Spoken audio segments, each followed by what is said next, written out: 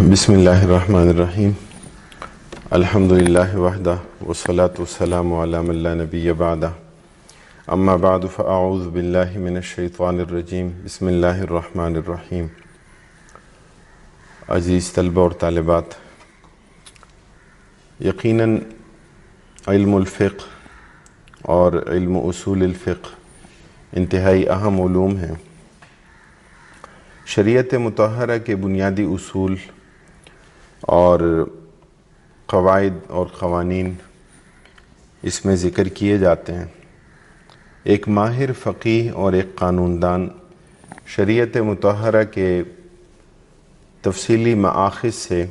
احکام کا استنباط کر کے، احکام کا استخراج کر کے وہ فروعی مسائل کی صورت میں، عملی مسائل کی صورت میں امت کے لیے اسے پیش کرتا ہے۔ اور ہمیشہ مجتہدین امت نے یہ کار خیر سر انجام دیا، اور وہ نصوص اور وہ بنیادی مآخذ کے جن تک عام لوگوں کی رسائی نہیں ہے، اور عام لوگ اجتہادی ملکہ اور اجتہاد کی استعداد اور صلاحیت نہیں رکھتے، تو اس امت میں شریعت کے ماہرین نے، فقہائے کرام نے، مجتہدین نے بنیادی مآخذ سے، قرآن کریم سے اور نبی اکرم صلی اللہ علیہ وسلم کی احادیث مبارکہ، آپ صلی اللہ علیہ وسلم کی سیرت اور سنت سے اخذ کر کے، استنباط کر کے، استخراج کر کے امت کے سامنے پیش کیا۔ یوں تو آسانی کے پیش نظر یہ بات کہی جاتی ہے کہ ہمارے ہاں بنیادی اہمیت حاصل ہے قرآن، سنت، اجماع اور قیاس کو، کہ ہمارے لیے یہ چار بنیادیں ہیں۔ لیکن اگر اس کی تفصیل میں دیکھا جائے تو ہمیں یہ بات نظر آتی ہے کہ بنیادی مآخذ جو ہیں وہ تو دو ہی ہیں، ایک قرآن کریم ہے اور دوسرا نبی اکرم صلی اللہ علیہ وسلم کی سنت۔ اجماع، جب کوئی فیصلہ ہو تو اس فیصلے پر جب سب کا اتفاق ہو تو اس پر اجماع کا اطلاق کیا جاتا ہے۔ اور اسی طرح قیاس جو ہے یا اجتہاد جو ہے، تو وہ ایک میکینزم ہے، وہ ایک پروسیس ہے کہ جس کے نتیجے میں کسی غیر منصوص مسئلے میں، کہ جس میں پہلے سے نص موجود نہ ہو، تو اس میں کسی نتیجے اور کسی فیصلے تک پہنچنے کے لیے قرآن کریم کی آیات کو، نبی اکرم صلی اللہ علیہ وسلم کی سنت کو، اور پہلے سے جو نظیریں موجود ہیں، جو مختلف احکام موجود ہیں، تو ان کو اپنے سامنے رکھنا اور قیاس کی صورت کو یا اجتہاد کی صورت کو اس میں کیا کرنا، اختیار کرنا۔ اصول الفقہ، علامہ ابن خلدون رحمہ اللہ فرماتے ہیں کہ علوم شرعیہ کا سب سے اعلیٰ اور سب سے برتر اور سب سے مفید علم ہے۔ کیوں؟ اس لیے کہ اللہ رب العالمین ہم سے کیا چاہتے ہیں، اللہ تعالی ہمیں کن باتوں کا حکم دیتے ہیں، اور نبی اکرم صلی اللہ علیہ وسلم نے ایک انسانی معاشرے میں آپ صلی اللہ علیہ وسلم نے کس طرح زندگی گزاری، آپ صلی اللہ علیہ وسلم نے ان احکام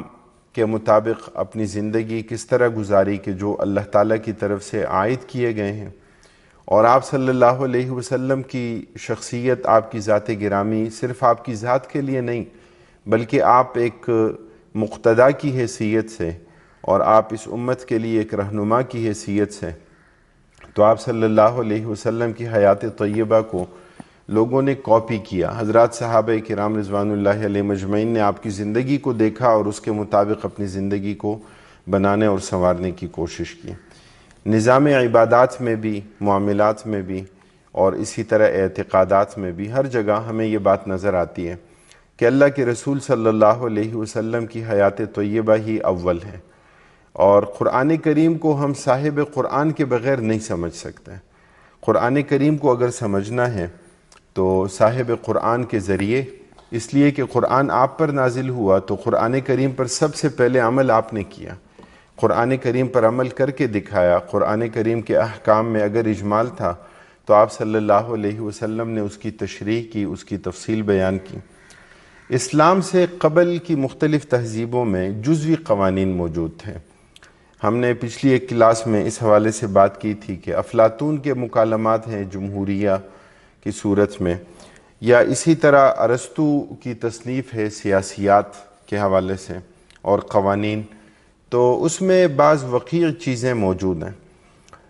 اسی طرح حمورابی کا قانون یا قانون روما کی ہم نے بات کی، یا اسی طرح ہندوؤں کے ہاں جو ایک قدیم دستاویز ان کے ہاں موجود ہے منو شاستر کی، تو یہ مختلف قوانین کی صورت، مختلف احکام کی صورت میں موجود تھی چیزیں، لیکن ظاہر بات ہے کہ کوئی ایک ہدایت نامہ اور کوئی ایک قواعد و ضوابط اور احکام کا مجموعہ کہ جو براہ راست اللہ تعالیٰ کی طرف سے ہو اس میں، اور وہ مجموعہ کہ جو لوگوں نے اپنے ذہن کے مطابق اور اپنی عقل کے مطابق بنایا ہو، تو دونوں میں بڑا بنیادی فرق ہوتا ہے۔ اس لیے کہ انسانی عقل بھول بھلائیوں میں گم ہو جاتی ہے، انسانی عقل غلطی کا ارتکاب کرتی ہے، ٹھوکر کھاتی ہے، انسان خود اپنی مصلحت سے اور اپنی مفسدت سے، اپنے فائدے سے اور اپنے نقصان سے پوری طرح آگاہ نہیں ہے۔ ہم سب کا خالق، ہم سب کا مالک اور رازق کہ جس نے ہمیں پیدا کیا، وہ ہمارے بارے میں بخوبی جانتا ہے کہ ہمارے لیے کون سے احکام ضروری ہیں اور ہم نے کن کے مطابق اپنی زندگی بنانی ہے اور کن کے مطابق ہم نے اپنی زندگی سنوارنی ہے۔ قرآن کریم کی ایک آیت میں اللہ رب العالمین نے کلمہ طیبہ کی مثال ذکر کی۔ اللہ رب العالمین فرماتے ہیں الم تر کیف ضرب اللہ مثلا کلمۃ طیبۃ کشجرۃ طیبۃ اصلها ثابت وفرعها فی السماء۔ یوں تو کلمہ طیبہ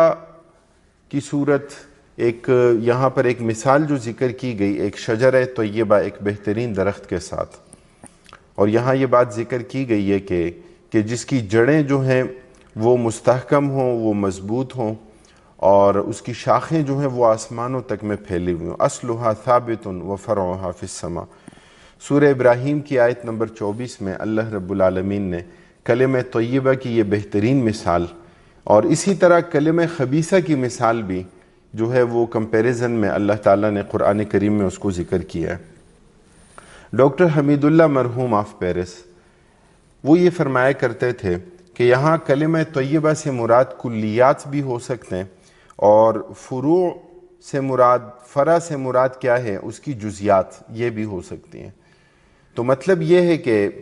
کہ ہمارے سامنے بعض کلیات اور بعض احکام وہ موجود ہیں کہ جن پر تفریعات بنتی چلی جاتی ہیں، کہ جن کے مطابق جو ہے وہ دیگر احکام اس پر کیا ہوتے ہیں کہ دیگر احکام اس پر مرتب ہوتے چلے جاتے ہیں۔ تو دین کامل ہے، ہم ایک دین کامل کے علمبردار ہیں۔ نبی اکرم صلی اللہ علیہ وسلم کو جس دین سے سرفراز کیا گیا، وہ دین کسی ایک خاص علاقے کے لیے، کسی ایک وقت اور محدود زمانے کے لیے، کسی ایک خاص قوم اور قبیلے کے لیے وہ دین نہیں ہے، بلکہ وہ دین کیا ہے، وہ رہتی دنیا تک، وہ تا قیام قیامت، وہ سب کے لیے وہ دین آیا ہے۔ شریعہ کے مختلف علوم ہیں، شریعہ کے مختلف علوم کے مختلف دائرے ہیں،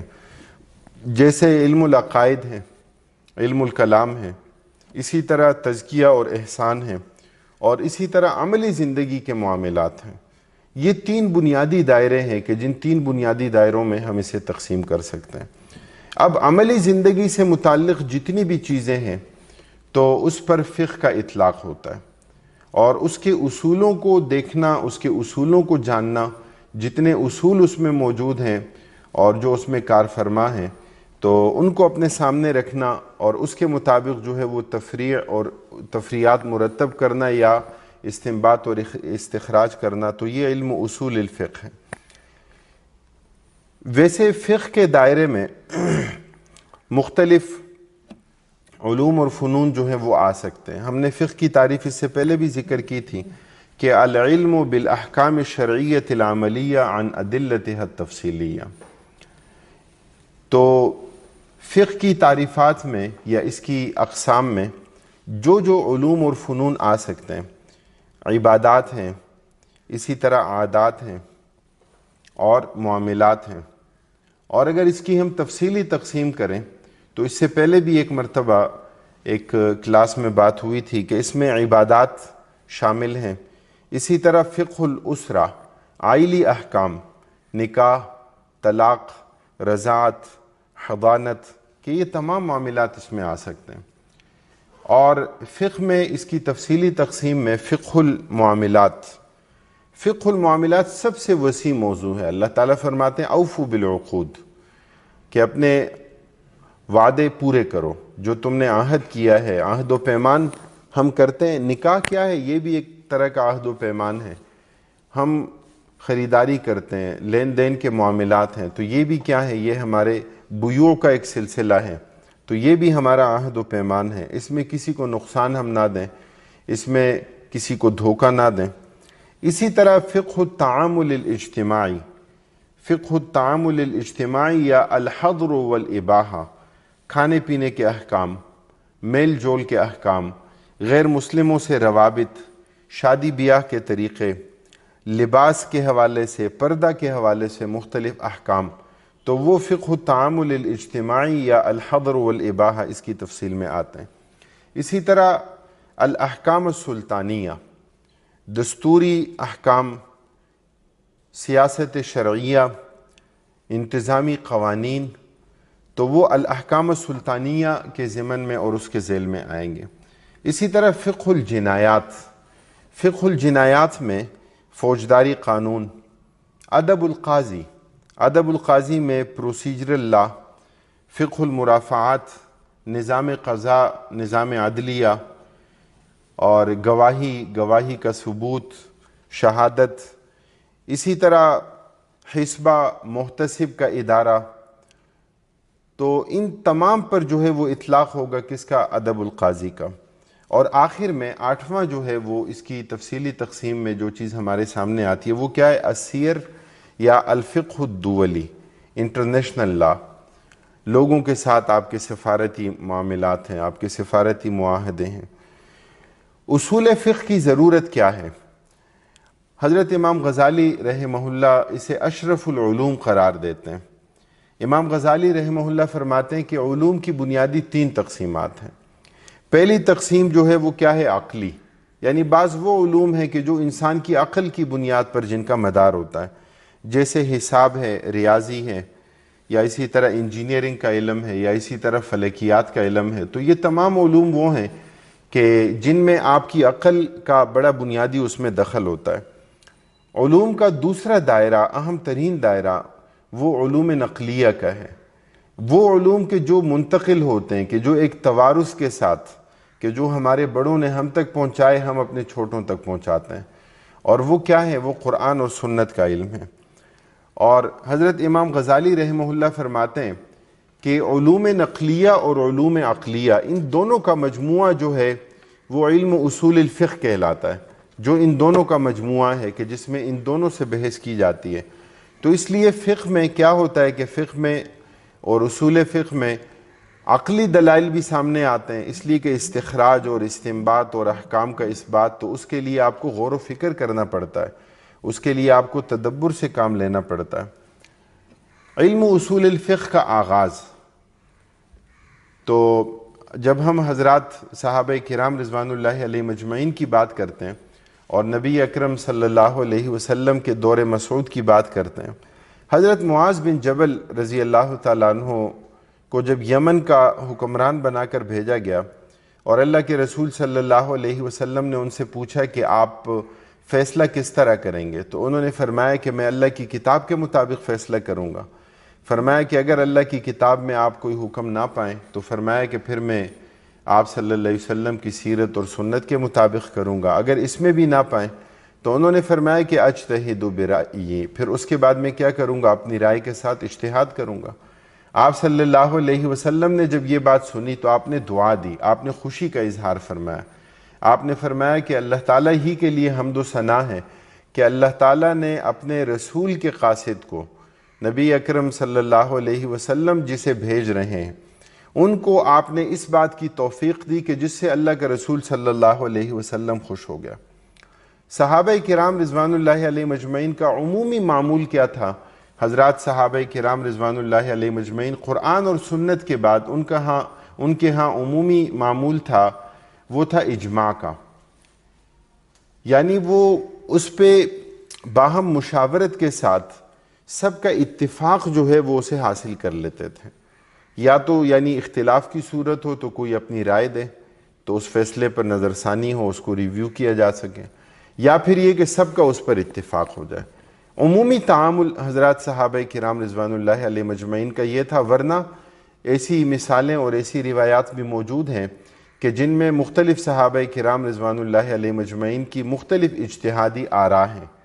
اور ہر اجتہادی رائے کے لیے اپنی الگ دلیل ہے، اس کے لیے الگ مستدل ہے، اس کے لیے قرآن کریم کی آیت ہو سکتی ہے اور نبی اکرم صلی اللہ علیہ وسلم کی الگ سے روایت وہ اس میں ہو سکتی ہے۔ تو حضرت ابو بکر صدیق رضی اللہ تعالیٰ عنہ کا اور حضرت عمر فاروق رضی اللہ تعالیٰ عنہ کا یہی معمول تھا کہ وہ کیا کرتے تھے کہ وہ اجماع کو اور اتفاق کو اہمیت دیتے تھے، اور کسی بھی مسئلے کو ڈسکس کرتے تھے یہاں تک کہ سب کی رائے اس پر آ جاتی تھی اور ایک اتفاقی رائے جو ہے وہ سامنے آ جاتی تھی۔ ایک مسئلہ جو پیش آیا تو وہ کیا تھا کہ سورہ بقرہ میں اللہ تعالیٰ نے عدت ذکر کی کہ خاتون کی عدت کیا ہے، تو 4 مہینے اور 10 دن یہ اس کے لیے عدت ذکر کر دی گئی۔ سورہ طلاق میں اللہ تعالیٰ نے عدت ذکر کی کہ حاملہ کی عدت کیا ہے، کہ کسی عورت کے حمل ہے اور اس کو اس حمل کے دوران طلاق ہو جاتی ہے، تو یہ فرمایا کہ اس کے لیے عدت کیا ہے کہ ان تضع حملہا، کہ وہ وضع حمل کرے، یعنی بچے کی ولادت ہو تو اس کی عدت پوری ہو گئی۔ اب یہ معاملہ پیش آیا کہ کیا 4 مہینے اور 10 دن والی عدت ہے یا پھر وضع حمل ہے کہ بچے کی ولادت ہوگی تو عدت پوری ہو جائے گی۔ صحابہ کرام رضوان اللہ علیہ مجمعین نے آپس میں مشورہ کیا۔ حضرت عبداللہ ابن مسعود رضی اللہ تعالیٰ عنہ نے فرمایا کہ میں گواہی دیتا ہوں کہ سورہ طلاق سورہ بقرہ کے بعد نازل ہوئی ہے۔ اب اس کا مطلب یہ ہے کہ اگر ایسا ہو کہ کسی خاتون کے لیے یعنی دونوں کیفیات ہوں، اب کسی کو طلاق دے دی گئی اور اس کے حمل بھی ہے، تو کیا وضع حمل کو عدت قرار دیں گے یا مزید انتظار کریں گے کہ 4 مہینے اور 10 دن مکمل ہو جائیں؟ تو صحابہ کرام رضوان اللہ علیہ مجمعین کی جو آراء ہمارے سامنے آئیں اور اس کے نتیجے میں یہ بات ثابت ہوئی اور اسی پر تعامل ہوا کہ حاملہ کے لیے عدت جو ہے وہ وضع حمل ہے، بچے کی ولادت ہوئی تو اس کی عدت پوری ہو گئی، اس کی عدت ختم ہو گئی۔ 4 مہینے اور 10 دن میں اگر مزید وقت باقی بھی ہے، مزید ایام باقی بھی ہیں، تو اس کو مزید ایام جو ہے وہ عدت گزارنے کا حکم نہیں دیا جائے گا۔ یا اسی طرح ایسا بھی ہوتا تھا حضرات صحابہ کرام رضوان اللہ علیہ مجمعین کا کہ فیصلے کے نتائج کو سامنے رکھنا، چونکہ یہ ایک موضوع ایسا ہوتا تھا کہ جس میں استنباط اور جس میں استخراج اور اجتہاد کی ضرورت پیش آتی تھی۔ اب شراب نوشی کی سزا نبی اکرم صلی اللہ علیہ وسلم کے زمانے میں کیا تھی، تو حضرات صحابہ کرام رضوان اللہ علیہ مجمعین نے اس کو بیان کیا۔ آپ صلی اللہ علیہ وسلم کے زمانے میں بھی صحابہ کرام فرماتے کننا نفضحہ، کہ ہم اسے رسوا کرتے تھے، ذلیل کرتے تھے، ہم اسے اپنے ہاتھوں سے، ہم اسے اپنے جوتوں سے، ہم اسے کسی کے ہاتھ کوئی لکڑی لگی، کسی کے پاس کوئی اس کی چادر ہے تو مختلف چیزوں سے اسے مارتے تھے۔ تو یہ یعنی اس کو ذلیل اور رسوا کرنے کی اور اس کو شرم اور عار دلانے کی تاکہ وہ پھر سے اس کا ارتکاب نہ کرے، تو یہ کیا جاتا تھا۔ حضرت عمر فاروق رضی اللہ تعالیٰ عنہ نے صحابہ کرام رضوان اللہ علیہ مجمعین سے مشورہ کیا کہ ہمیں کیا کرنا چاہیے،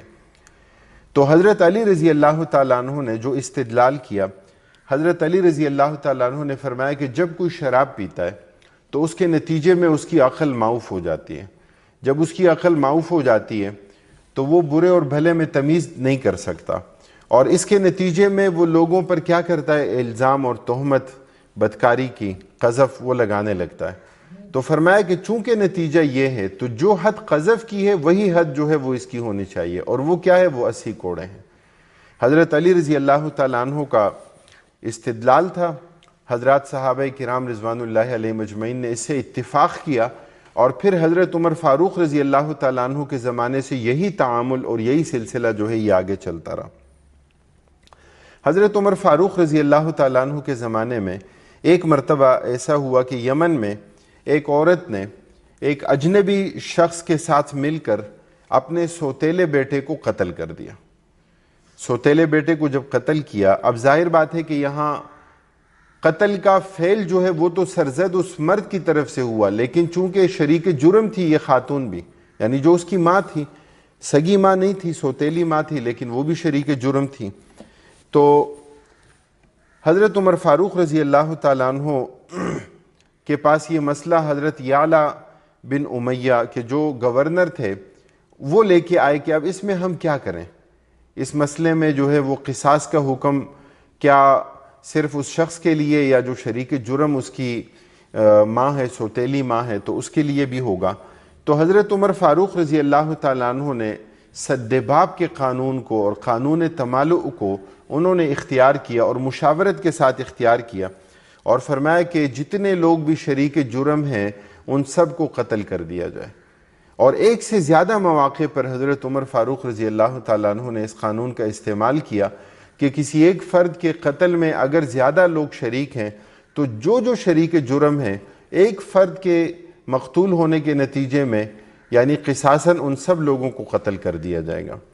تو فیصلے کے نتائج کو دیکھنا یا مشاورت کے ساتھ ایک اتفاقی رائے جو ہے وہ اختیار کرنا، یہ حضرات صحابہ کرام رضوان اللہ علیہ مجمعین کا تعامل تھا، یہ ان کا طریقہ کار تھا۔ انشاءاللہ اگلی نشست میں علم اصول الفقہ کے واضعین، اس کے بنانے والے اور اس کے حوالے سے جو تصنیفات اور تالیفات ہمارے سامنے آئیں تو اس پر انشاءاللہ ہم بات کریں گے۔ اللہ تعالی ہمیں دین کو سمجھنے اور عمل کرنے کی توفیق دے۔